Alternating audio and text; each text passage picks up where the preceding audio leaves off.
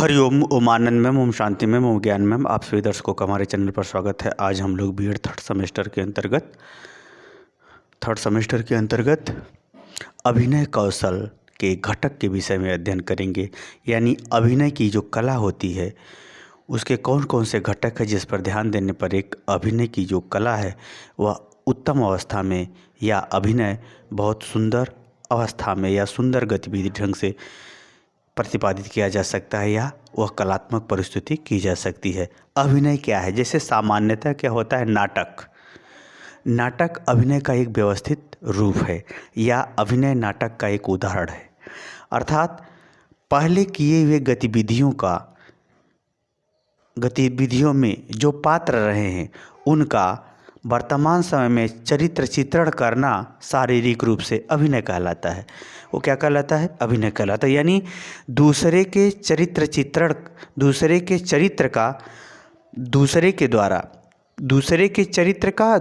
के द्वारा चरित्र चित्रण शारीरिक रूप से प्रस्तुत करना क्या कहलाता है? अभिनय कहलाता है। यद्यपि इसका 2-3 अर्थ हम बता चुके हैं।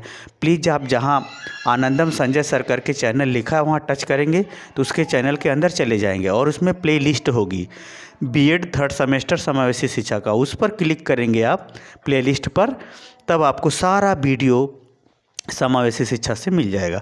तो आइए इस अभिनय कौशल के हम लोग घटक देखते हैं। वो कौन कौन से तत्व हैं जिसके आधार पर एक अभिनय यानी दूसरे के चरित्र चित्रण का दूसरे व्यक्ति के द्वारा चरित्र चित्रण करना ही क्या कहलाता है? अभिनय कहलाता है। तो आइए इसके घटक कौन कौन से तत्व हैं जिसके आधार पर अभिनय कौशल बहुत अच्छा हो जाता है। पहला है प्राकृतिक सजीव चरित्र चित्रण। जिसका हम नकल करने जा रहे हैं, जिसका हम कला कौशल हाव भाव स्वभाव का अनुसरण करने जा रहे हैं दूसरे व्यक्ति का, वह परिस्थिति कैसी है, ग्रामीण परिवेश है, शहरी परिवेश है, समस्यात्मक स्थिति है या हर्ष की स्थिति है, संघर्ष की स्थिति है, लड़ाई की स्थिति है, संवाद की स्थिति है, तर्क की स्थिति है।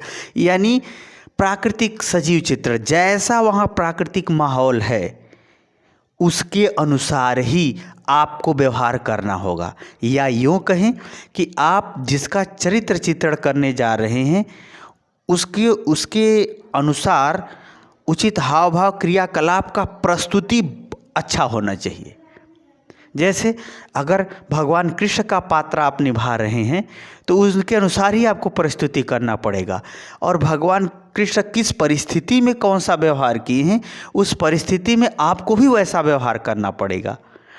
तब वह आपका जो है अभिनय का जो कौशल है वो निखरेगा। अभिनय कौशल उत्तम अवस्था में होगा, अच्छा अवस्था में होगा। दूसरा है अस्पष्ट भाषा एवं बोली। यानी अभिनय करते समय जिसका आप चरित्र चित्रण करने जा रहे हैं उसका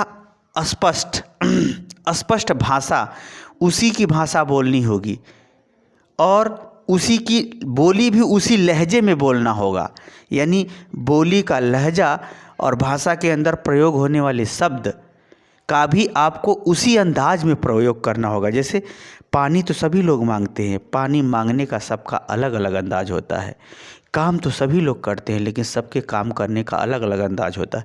तो जो उसमें भाषा है, भाषा के अंदर जो शब्द हैं और जो बोलने का जो लहजा है वह उसी पात्र के अनुसार होना चाहिए, जिसको सामान्यतः जो है डायरेक्टर कहते हैं। डायरेक्टर इसी सब चीज़ों को बताता है कि आपको इस स्टाइल में, इस हाव भाव में ये सेंटेंस बोलना है। अब वैसे क्या कहा जाए, अब तक जो धारावाहिक आई है उसमें रामानंद सागर जी की महानता है, भगवान की बड़ी उनके ऊपर कृपा रही कि पात्रों को उसी तरह से बुलवाया जैसे लगता हो कि सारा रामायण मेरे सामने बीता है। तो अस्पष्ट भाषा में, अस्पष्ट शब्द में उसी अनुसार बोली होनी चाहिए, तब आपका अभिनय कौशल उत्तम अवस्था में होगा या निखार आएगा। आगे है घटनाक्रमबद्धता। सिस्टम से जो गतिविधियाँ जिस तरह से घटित हुई हैं उसी अनुसार हाव भाव व्यवहार क्रियाकलाप आचरण आपको भी क्रमबद्ध प्रस्तुत करना होगा। यही अभिनय कौशल का एक अद्भुत अंग है, क्योंकि हर्ष के बाद एकाएक विषाद नहीं आता। यदि किसी घटना में आया तो उस तरह से हाव भाव, एक्सप्रेशन चेहरे पे दिखना चाहिए, परिस्थिति दिखना चाहिए, ये सब दिखना चाहिए। तो यानी घटना की जो क्रमबद्धता है, चाहे किसी क्रिया को लेकर के हो, चाहे किसी संवेग को लेकर के हो, चाहे किसी गतिविधि को लेकर के हो, चाहे किसी परिवर्तन को लेकर के हो, उसी अनुपात में उसी तरह से आप प्रस्तुत करेंगे। जैसे नाटक ही होते हैं तो हर दृश्य एक ही समान थोड़ी नहीं होता है, दृश्य बदलते हैं। तो उस समय पात्रों के ड्रेस बदल दिए जाते हैं, बोलने का और प्रस्तुत करने का ढंग बदल दिए जाते हैं। उसी तरह से घटनाक्रम के अनुसार ही उचित हाव भाव, क्रियाकलाप को भी आपको प्रस्तुत करना होगा, तभी अभिनय कौशल अच्छा होता है। अगला है मौलिक स्वर एवं हाव भाव। मौलिक स्वर का तात्पर्य है कि हर भाषा का अपना कुछ मौलिक शब्द होते हैं।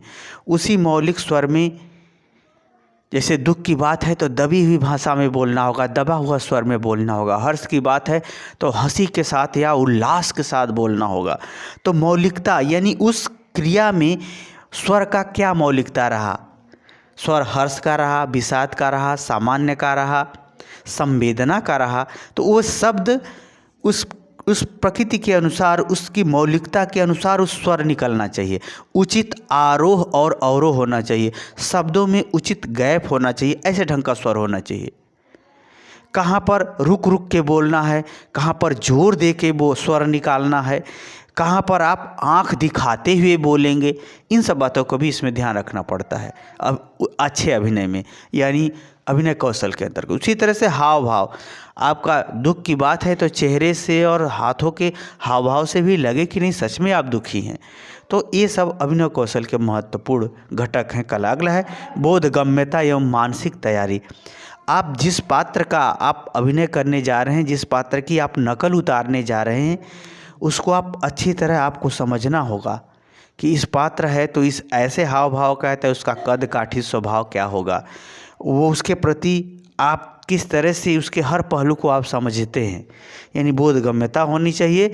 साथ में आप मानसिक रूप से तैयार रहें कि नहीं, हम इस बात को इसी मानसिक प्रक्रिया के अंतर्गत, इसी मानसिक व्यवहार के द्वारा हम शारीरिक व्यवहार में उतार सकते हैं।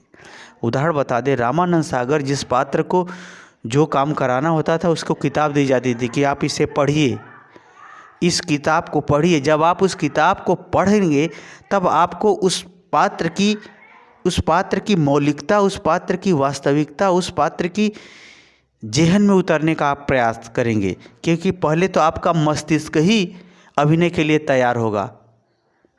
जब मन वो अभिनय ही आप बोधगम्यता उसकी जब तैयारी करेगा तभी वह बोधगम्यता मानसिक प्रक्रिया के द्वारा व्यवहार में दिखेगी। तो अभिनय तो पहले व्यक्ति मानसिक रूप से ही तैयार होकर के करता है, बाद में वो अपने प्रयासों द्वारा शारीरिक हाव भाव, क्रियाकलाप कौशल के द्वारा प्रदर्शित करता है।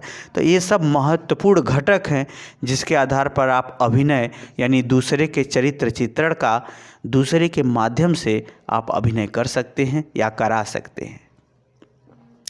दूसरे के हाव भाव, चरित्र, व्यवहार का दूसरे के द्वारा नकल करना ही अभिनय कौशल कहलाता है। तो इन बातों को अगर आप ध्यान में रखते हुए अभिनय करते हैं या अभिनय को प्रस्तुत करते हैं तो वह उत्तम अवस्था में होगा। मुझे उम्मीद है कि शिक्षा और बीएड के अंतर्गत या इन सब बातों को इसलिए बताया जाता है कि सांस्कृतिक कार्यक्रमों में, नृत्य संगीत के कार्यक्रमों में, संचालन करते समय कार्यक्रमों में, राष्ट्रीय कार्यक्रमों में, प्रतिस्पर्धा संबंधी कार्यक्रमों में, इस सब की चीज़ों की बहुत ज़रूरी होती है, क्योंकि जैसा देश वैसा भेष, वैसी भाषा वैसा चरित्र चित्रण के माध्यम से वो सब क्रियाकलाप अगर संपादित की जाती है तो अभिनय कौशल का उपयोग शिक्षा जगत में और अन्य क्षेत्रों में उत्तम अवस्था में होता रहता है। उस तरह से मनोरंजन के रूप में तो आप अनेक रूप में देखते हैं, परंतु शिक्षा जगत में भी इसका अपना विशेष स्थान है, क्योंकि बिना शिक्षा का कोई कला नहीं, कोई अभिनय नहीं।